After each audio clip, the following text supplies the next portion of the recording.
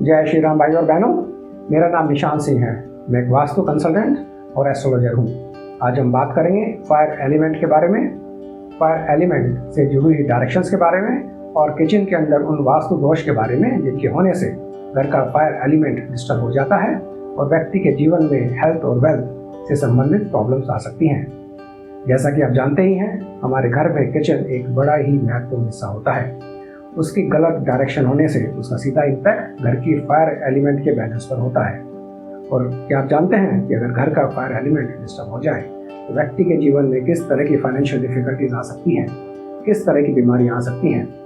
आज हम बात करेंगे इसी विषय के ऊपर और साथ में उन रेमेडीज के सिलसिले में जिनको कर आप अपने किचन से संबंधित वास्तु दोष को अपने आप से रेमेडाइज कर सकते हैं। आप लास्ट तक हमारे साथ जुड़े रहें ये सब रेमेडीज जानने के लिए। व्यक्ति के अंदर, हमारे घर के अंदर फायर एलिमेंट बड़ी सारी चीज़ों को इन्फ्लुएंस करता है। फायर एलिमेंट व्यक्ति को एक एनर्जी देता है, एक उत्साह देता है, नई नई चीज़ ट्राई करने के लिए इंस्पिरेशन देता है। व्यक्ति के अंदर करेज, कॉन्फिडेंस, चैलेंज फेस करने की क्षमता, चुनौतियों के साथ जूझ जाने की क्षमता, एम्बिशन, लीडरशिप स्किल, गो गेटर एटीट्यूड, ये सारी चीज़ें फायर एलिमेंट से इन्फ्लुएंस होती हैं। व्यक्ति के जीवन में कैश फ्लो, वेल्थ, ये सब भी फायर एलिमेंट के अंदर आता है। फायर एलिमेंट हमारी बॉडी में डाइजेस्टिव सिस्टम को इन्फ्लुएंस करता है। जैसा आप जानते ही हैं कि हमारे स्टमक में, पेट में जठार अग्नि होती है। जठार अग्नि का काम हमारे डाइजेस्टिव सिस्टम को एक्टिवेट करना होता है और ये जठार अग्नि सीधा सीधा फायर एलिमेंट से लिंक होती है। फायर यानी कि अग्नि किसी चीज को जलाकर उसका रंग रूप बदल सकती है, उसकी शेप और फॉर्म बदल सकती है। किसी चीज को जलाकर वो खाक भी कर सकती है। यानी कि फायर एलिमेंट व्यक्ति के अंदर ट्रांसफॉर्मेशन और चेंज से जुड़ा होता है। और अगर fire element out of control हो जाए तो व्यक्ति के अंदर चिड़चिड़ापन, गुस्सा, झगड़े की प्रवृत्ति, ऐसे सिम्टम्स आ सकते हैं। अग्नि तत्व यानी कि फायर एलिमेंट से जुड़ी हुई डायरेक्शंस हैं साउथ ईस्ट यानी कि अग्नि कोण, साउथ और साउथ ईस्ट यानी कि SSE और साउथ। साउथ ईस्ट व्यक्ति के जीवन में वेल्थ, लिक्विडिटी, कैश फ्लो को सिग्निफाई करती है। SSE यानी कि साउथ और साउथ ईस्ट व्यक्ति के जीवन में पावर, कॉन्फिडेंस, करेज को सिग्निफाई करती है। और साउथ डायरेक्शन व्यक्ति के जीवन में नेम, फेम, फन और प्लेजर जैसी चीज़ों को सिग्निफाई करती है।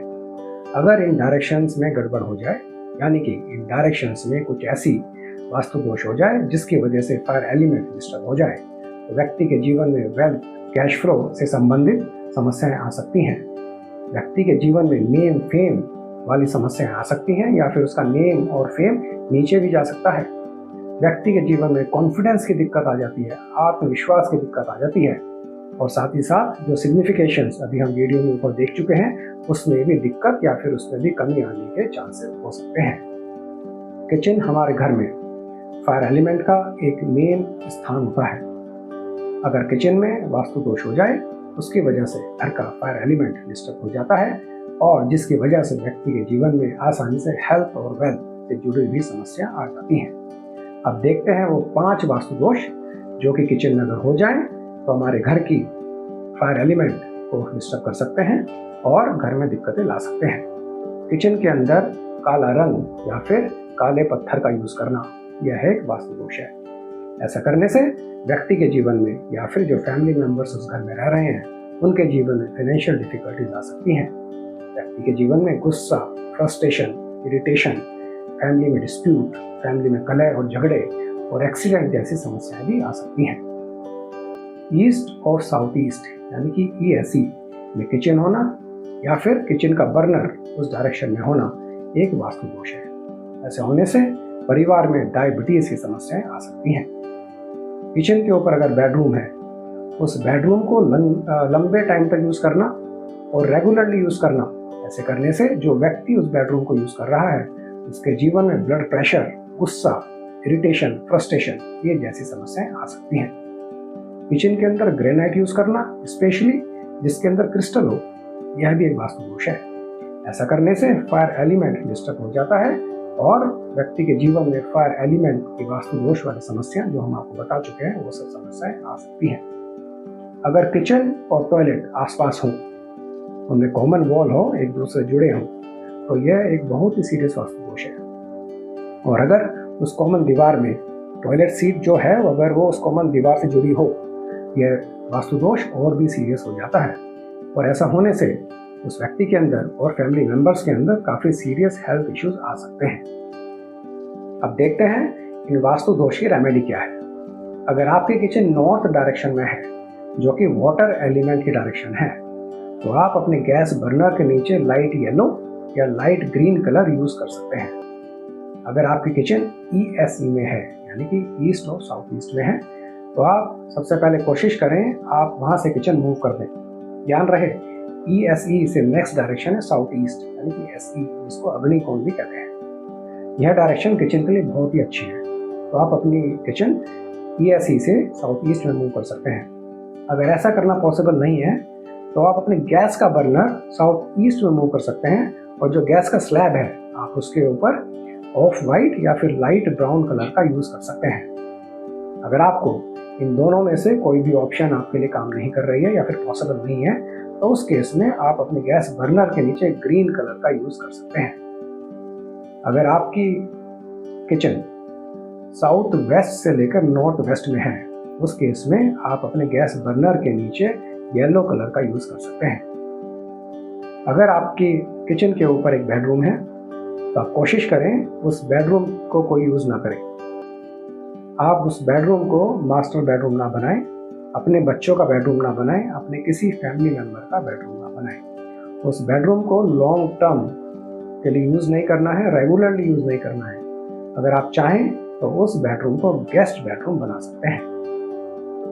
अगर आपकी किचन और बाथरूम मिले हुए हों, तो कॉमन वॉल में, जो कॉमन दीवार है, कॉमन वॉल, आप उसमें प्लास्टिक शीट या फिर प्लाईवुड शीट यूज कर सकते हैं। इससे क्या होगा, इससे जो आपकी बाथरूम की एनर्जी है, टॉयलेट की एनर्जी है और जो आपकी किचन की एनर्जी है, वो एक दूसरे से इंसुलेट हो जाएगी और वो एक दूसरे के साथ में इंटरफेयर नहीं करेंगे, एक दूसरे के साथ में ट्रांजैक्ट नहीं करेंगे। ऐसा करने से वास्तु दोष काफी हद तक कम हो जाएगा।